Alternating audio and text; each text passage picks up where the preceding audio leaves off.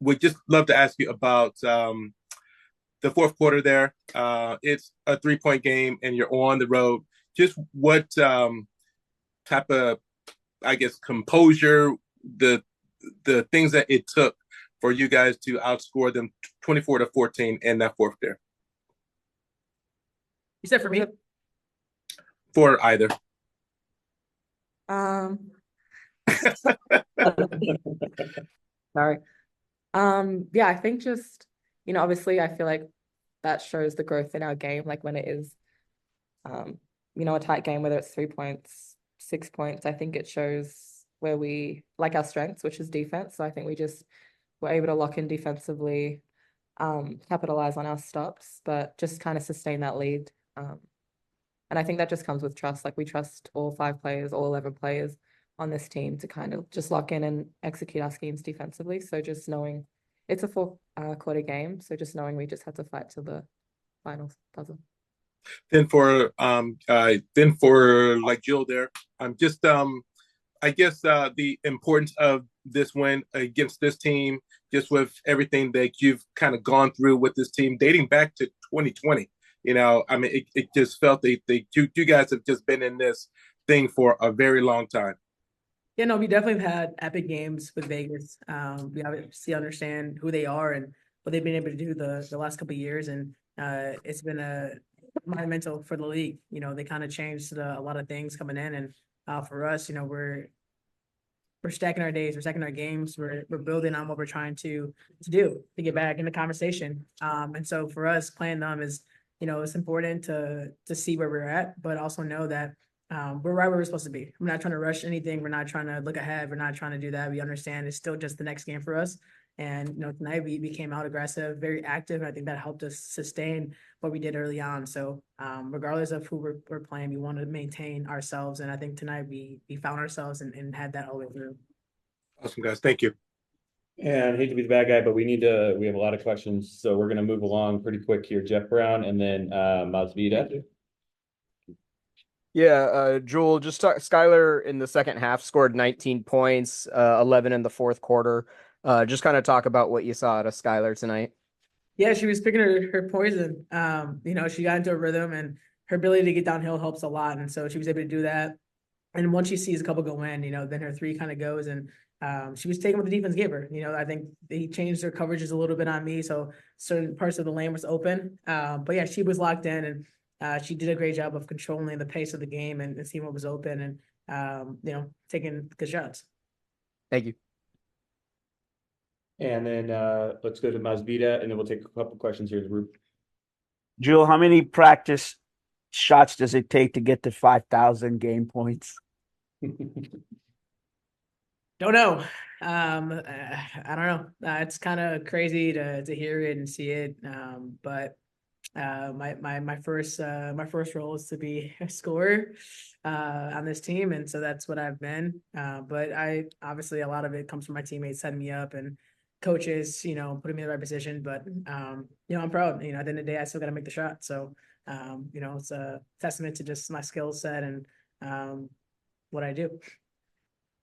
And then the importance of energy and activity for this team from start to finish.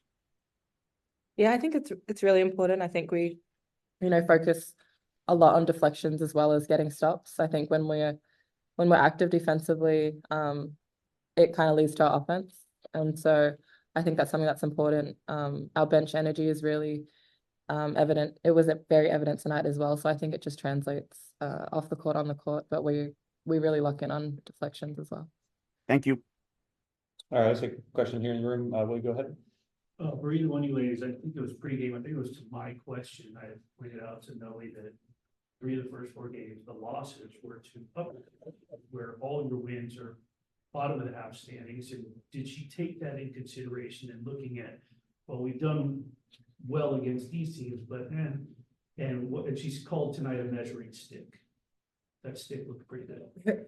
Yeah, I mean, we don't think about it like that. I feel like it's more of a coach's thing. She never brought it up to us about it. And for us, it's really just maintaining what we want to do. We're still a new team. We're still trying to figure it out. So regardless of how the schedule's laid out, it's still the next game for us. And we understand what it takes to get back to the top, understand how hard it is to win in this league. So we don't take any game lightly, and every game is so hard in this league, regardless of the standings or whatever it is. So for us, we really focus in on us because we have so much to still do and learn with each other, and to know that we're still, stacking a lot of days and hours in the gym and a lot of film and making sure we're getting better. That's kind of our focus. And it doesn't matter who we play because at the end of the day, like everyone can get beat at the end of the day. So for us, we're making sure that we're coming in, maintaining our game plan and making sure we're ready for every game.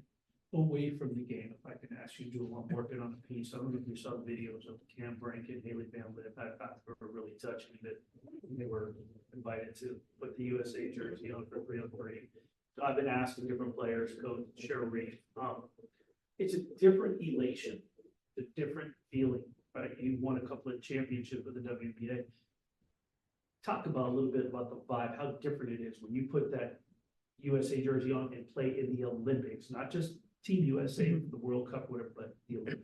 Yeah, it's different for sure. I mean, we both have experience playing at the, for our national teams and understand that it's bigger than just basketball at that point. You're also representing your family, your country, things that mean a lot to you. You're showing that. And so knowing that you're playing and doing something that you probably dreamed of or didn't think was going to happen or could happen, to do that for your national team is pretty awesome. It's definitely, once in a lifetime thing, and you get opportunities to go back and forth. Sometimes you kind of, you don't want to take it for granted because you never know, but sometimes you're like, man, like this is, you kind of get used to it, but you kind of realize what it is and the history behind it, definitely for USA, right? It's just such an honor. There's so many great players that have come through the program and I've started, and there's a legacy behind it. So anytime you have that on, you kind of are just like starstruck about it because you know the history along with it. So it means a lot to do that, to have a chance to go and play for your country and bring home a gold medal, the highest honor for any athlete to do. And so there's just a different, I'm not gonna say pressure, but there's different privilege that you have having that USA on your chest. Cool. We'll take a few more from the Zoom. Christian, go ahead, and then we'll go to Blake. Hey, Ezzy and Jewel, coming to this game, before the game, there was a lot of credit going to Vegas, deservedly so, being the back-to-back defending champions. And, as much as I understand that, this team has players as well that can, tussle just with them. Coach said that they have to guard us too, and then spoke to how well this team plays and what she's seen in practice and on the court as well. Just what does it mean to have a coach also talk about how well you guys are playing together and also just like the cohesion so far to date? Yeah, I think it means a lot. It shows where, the coaches and the players are connected. It gives us a lot of confidence going into the games when we know what our coaches know that we're capable of. Like you said, Vegas are a great team. So, we know we have to guard them, but as Noe said, they have to guard us too. So I think just knowing that confidence stems from the coaches, but just, believing in ourselves that we can go up against teams like Vegas, because they are a great team. We got time for one more. Let's go to Blake, and then we'll wrap up. Hey, Jewel and Ezzy, this is Blake Spadar from Blake's Take and WNBA Swish. Asia, Jackie, and Kelsey had 50 points, and they took 49 shots between those three. What did the team do defensively to slow those three down and make it difficult? We were just active on both ends, and I think when this team is active, we're so versatile. We can switch. We have different other schemes that we use as well. But when we're active, it makes things a lot of, it's just different.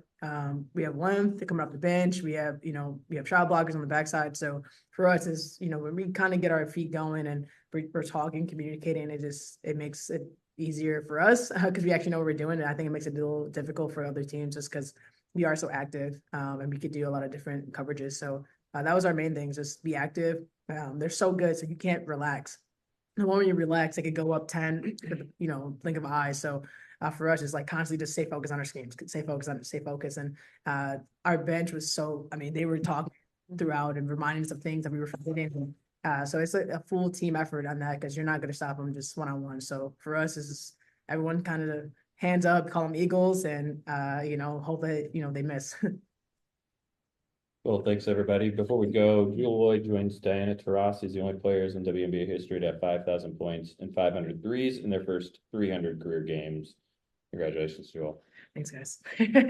God bless you. My feet.